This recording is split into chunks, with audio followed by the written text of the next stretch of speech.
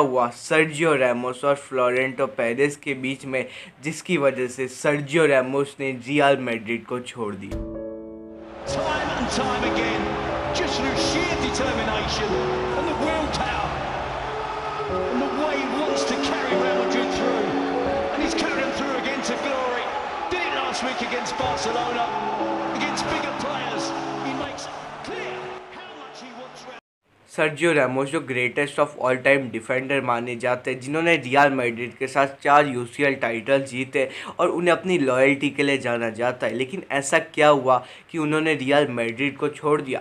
इन सबको जानने से पहले तुम्हें सबसे पहले एक स्टोरी जाननी पड़ेगी। तो हम सबको पता है क्रिस्टियानो रोनाल्डो ने रियल मैड्रिड को इसलिए छोड़ा था क्योंकि थोड़ी सैलरी की प्रॉब्लम थी एंड फ्लोरेंटिनो पेरेस के साथ उनका आर्ग्यूमेंट तो चल ही रहा था। इस चीज़ का सारा इम्पैक्ट प्लेयर्स पे भी पड़ता है। जब क्रिस्टियानो रोनाल्डो जाता है तब 2018-19 के सीज़न के अंदर थोड़ा रियल मैड्रिड का डिक्लाइन ज़रूर से दिखता है और उसके बाद आता है UCL campaign. Obviously real Madrid काफ़ी ज़्यादा अच्छे कंटेंडर्स तो होते ही है एंड इसके बाद जब उनका मैच होता है नॉकआउट स्टेजेस के अंदर आईएक्स के साथ, जो कि उस समय पे काफ़ी ज़्यादा यंग प्लेयर्स की टीम थी, लेकिन सब ने यही सोचा था कि रियल मैड्रिड इन्हें आराम से हरा देगी। फर्स्ट लेग में ऐसा ही कुछ होता है, 2-1 से रियल मैड्रिड आईएक्स को हरा देती है। लेकिन उस समय सर्जियो रैमोस येलो कार्ड कंसीड करता है, मतलब वो अगले मैच के अंदर सेकेंड लेग के अंदर आईएक्स वाले ही खेल नहीं सकते।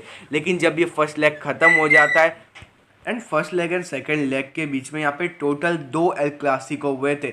इस कैलेंडर में सोचो एक क्लासिको भी 2 लेग के बीच में कितना बड़ी चीज़ मानी जाती है। लेकिन अब 2 एल क्लासिको थे जहाँ पे रियल मैड्रिड पहले 3-0 से हार जाती है बार्सिलोना से एंड दूसरे एल क्लासिको के अंदर 1-0 से हार जाती है वापस से बार्सिलोना से। तो अब ये जो दोनों मैच का लॉस था, इसका भी इम्पैक्ट प्लेयर्स पे पड़ता है। अब सेकेंड लेग जो होता है आईएक्स वर्सेस रियल मैड्रिड, तो काफ़ी सारे लोग ये बोलते हैं कि सर्जियो रैमोस को वो पहले मैच में येलो कार्ड कंसीड नहीं करना चाहिए था क्योंकि ऑब्वियसली वो बहुत बड़े प्लेयर थे एंड कहीं ना कहीं सर्जियो रैमोस टेक्निकली इसे भी अग्री करता है कि उन्होंने येलो कार्ड इसलिए कंसीड किया था जिससे वो इस मैच को जानने दे, क्योंकि उन्हें लगता था आईएक्स के साथ तो हम जीत जाएंगे एंड जो आने वाले मैचेस है उस पर फोकस कर पाए। लेकिन बाद में जाके वो इसे नहीं अग्री करते। उससे पहले तुम इस मैच के बारे में जान लो।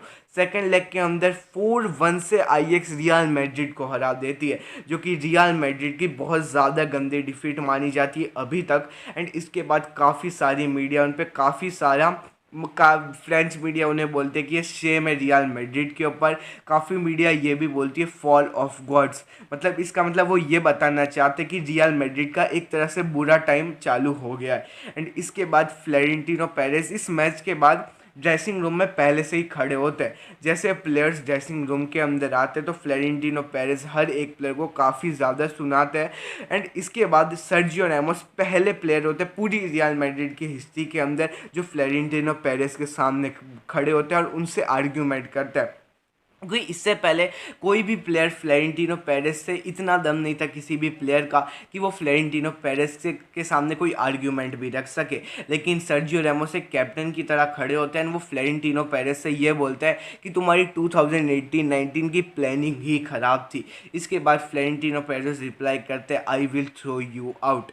एंड इसके बाद सर्जियो रैमोस वापस से ये बात बोलते हैं कि अगर तुम्हें मुझे निकालना है तो तुम निकाल सकते हो, लेकिन मुझे मेरे पैसे दे दो, मैं आराम से चला जाऊंगा। एंड ये सारी चीज़ हो रही थी हर एक प्लेयर के बीच में ड्रेसिंग रूम के अंदर।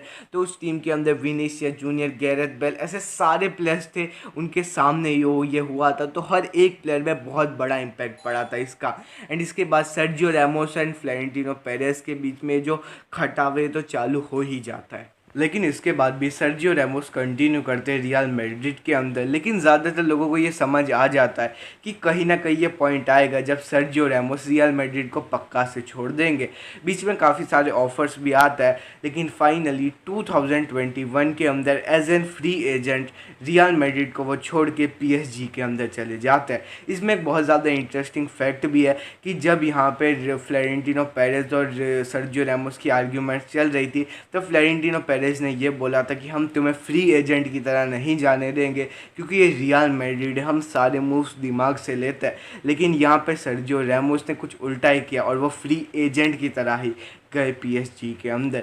लेकिन जाते जाते भी सर्जियो रैमोस ने ये बोला हमारे जितने भी आर्ग्यूमेंट्स हुए उसके अलावा हमारा फादर सन का ही बॉन्ड है, जहाँ पे सर्जियो रैमोस की अच्छी चीज़ ही दिखाता है कि वो कितना ज़्यादा खुश थे रियल मैड्रिड के अंदर। एंड मेरे ओपिनियन में the real reason why Sergio Ramos left real Madrid is Florentino Perez attitude. वैसे इसमें तुम्हारे क्या ओपिनियन है, तुम कमेंट्स में बता सकते हो। अगर तुम्हें ये वीडियो अच्छी लगी तो ये सब भी लग सकते हैं, तो एक बार चेकआउट